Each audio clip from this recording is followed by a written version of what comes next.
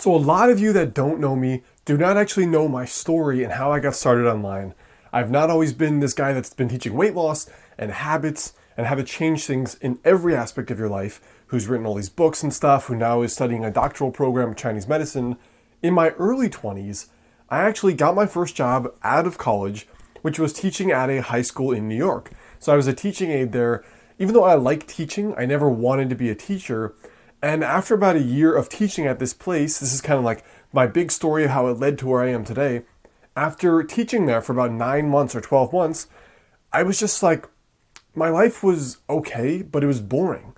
Like I was making enough to pay my bills. They were paying me like 40 grand a year. I was living at home. I put away like 10,000 cash in my checking account. But life was kind of like there was nothing special about it. There was no reason for me to get up in the morning. There was nothing that excited me. And because of that, I made a very logical move. I got a one-way ticket to China. Now, I'd always been interested in like sages and kung fu masters and monks and mystics since I was a kid. So I figured, realistically, this job is always going to be here for me. Right? Like realistically, if you quit your job, it's always going to be there. It's not going to actually go anywhere.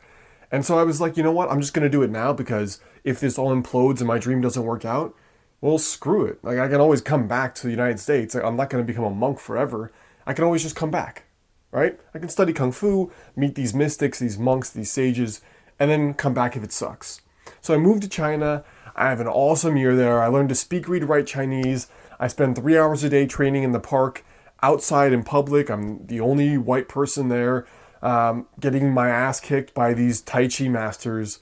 And after the year in China, my goal going to China was to fulfill one of my bucket list items, one of my dreams, and then also see if like maybe Kung Fu and this kind of thing is what I'm passionate about. Because I liked the job I had. I liked that work, but it wasn't really my passion. Like it wasn't what I wanted to wake up and do, like I wanted to do every day.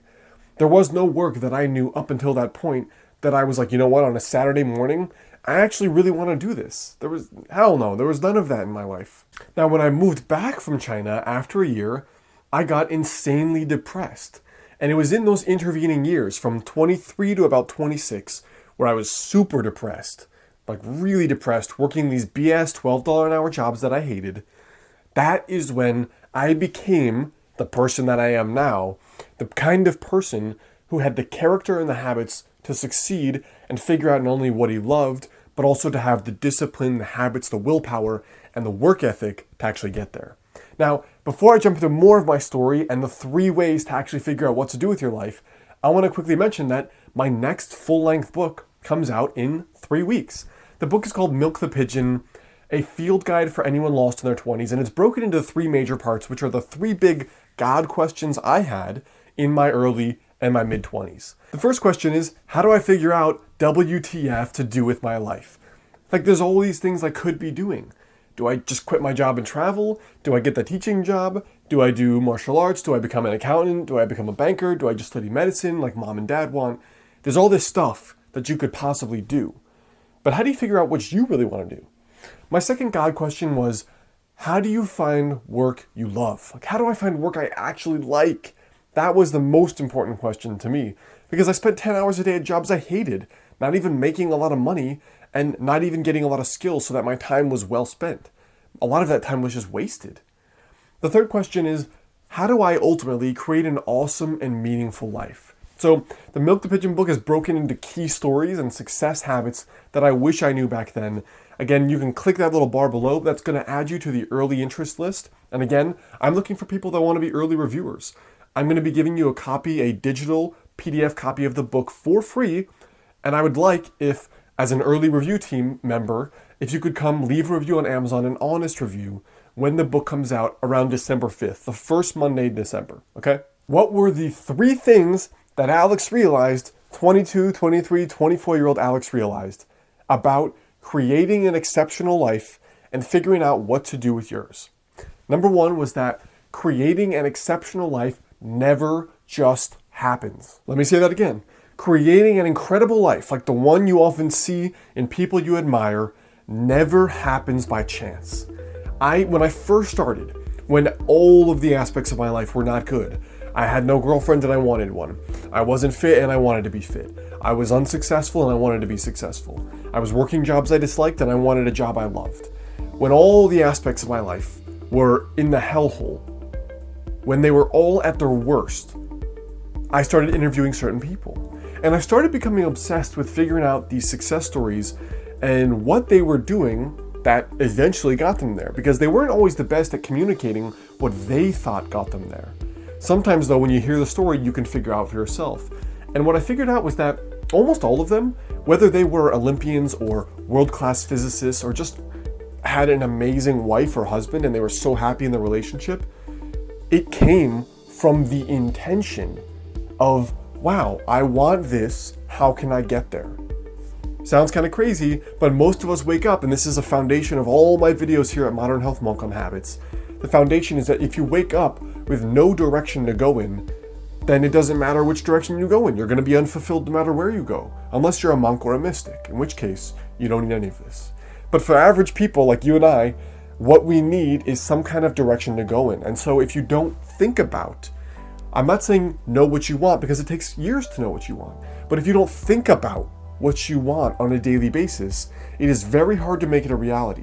So what I did over the years was that I started putting together pieces of what I thought I wanted in my dream life and in my dream job. So for example, I wrote down on this piece of paper that some of the elements of my perfect life were: 1, work I loved. What that was, I had no idea until now. Number 2, travel.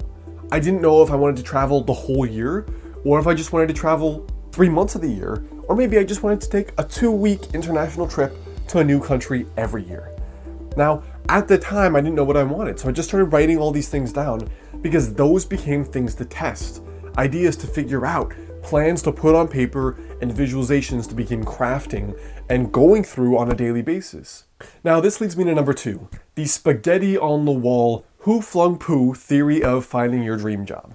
For me, if you're gonna see in the book, my path to finding not only YouTube, for example, and writing, 2 things I realized I love more than anything else, and then later, just this last year, 3 months ago, I finally started going after my true calling, my true passion, Chinese medicine.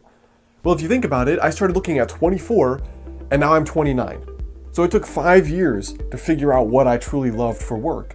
And what you don't see is that in those intervening years, I went through over 16 jobs. 16 jobs in 5 years. Do the math on that. That's like 1 job every 3 or 4 months. And so what I did was I was actually constantly working several part-time jobs because I consciously chose to be poor in the short run because I valued finding work I loved and then eventually knowing that if I loved it, I could be financially successful later. And so in the intervening years, what no one ever sees, what you don't see, is that I was trying jobs at startups. I tried jobs teaching. I tried jobs working for health businesses. I tried jobs working for acupuncturists. I tried jobs, everything in between. And sometimes this who flung poo or spaghetti on the wall theory is just a matter of throwing crap at the wall and seeing what sticks. And so what I would recommend is trying to test as many things as is humanly possible in a short period of time. And so the way you do that is by saying, okay, here are maybe 10 ideas I want to test out, and then each month or each week, testing one of those out. So if you think you want to own a restaurant, go talk to restaurant owners, and then they will tell you what it's really like. Maybe they'll even let you work there for free for a day. And then you'll know, typically within a day, whether or not that is a path you want to go down. So if you think that you really want to be a rock star, you want to be the next Taylor Swift or someone else, then maybe what you should do is talk to people that are actually in the industry now so you can figure out what that really looks like. Like, what is the job really like? There's an idea we have of what we think the job is like, and then there's a reality, and the two are often very, very different. The third success principle that I wish I knew is this idea of 1 hour per day. Earl Nightingale is one of my favorite personal development authors, and Earl talks about this idea of dedicating 1 hour a day to acquiring new skills. Now, what I wish I would have used that 1 hour a day for is first exploring careers and figuring out, what job could I possibly like? Not by thinking, but by doing and testing and getting in the arena, getting your hands dirty in the trenches. But also at the same time, what I would recommend is trying that to just go through and acquire a new skill. So maybe you're at a boring marketing job because your undergraduate degree was communications, and now you're realizing, wow, this sucks, I don't like marketing, and I actually want to be working in an art studio. And then maybe you realize you need some kind of new skills to work at that art studio, and then you need to actually acquire skills. So after work every day or after school or wherever, set aside 1 hour a day to begin learning that skill set. Maybe you're in a marketing job, you want to learn how to do videos like this. So you come home 9 to 5, hopefully you go to the gym from 5 to 6, and then guess what? 6 to 7, sit down and learn how to create video. How do you create the content? How do you change your persona for camera to turn up the energy? How do you actually create compelling videos? How do you edit them? What is working? Dedicating 1 hour a day to acquiring a new skill set, because you can actually quit your job and or start a business easier than you think if you can consistently dedicate 1 hour a day to acquiring those skills. So those are some of the foundational success principles I wish I knew when I was 22. Again, my book Milk the Pigeon, it's going to be coming out in 3 weeks, and I have just released the early review copies yesterday to a select few of my audience. And again, you're getting the digital copy of the book for free, so please, in return, if you can, leave a review on Amazon, an honest review. When the book comes out, the first Monday in December, I think that's like the 3rd or the 5th, something like that.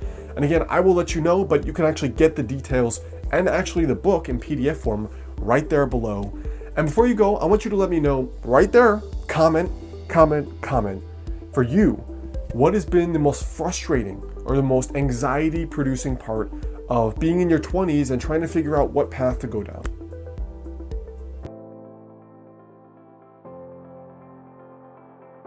Hey guys, it's Alex. Did you like this video? If so, there are really 2 ways you can stay in touch with me. The first thing is to go over, click the monk, and subscribe so you get the next video right when it's out. I'm releasing at least 3 videos per week, but often a lot more. The next thing is, come on over and check out my book, Master the Day. It's called Master the Day, Eat, Move, and Live Better with the Power of Daily Habits. And it's all about the tiny daily success habits that I learned interviewing people that lost over 100 pounds and kept it off years later in a healthy way. The success habits that not only get your dream body, but also your dream life. And as a special thank you, if you get the book, send me your receipt to alexander@modernhealthmonk.com. I'll send you a 1 hour bonus video course for free. And one important piece of it is an hour sit down success story with my friend and my student Mike, who lost 30 pounds. So you can go check that out on Amazon right there. The next thing is, come on over to my site, modernhealthmonk.com. I've got a free guide for you there, 5 daily habits to help you lose your next 20 to 30 pounds. And otherwise, I look forward to seeing you soon.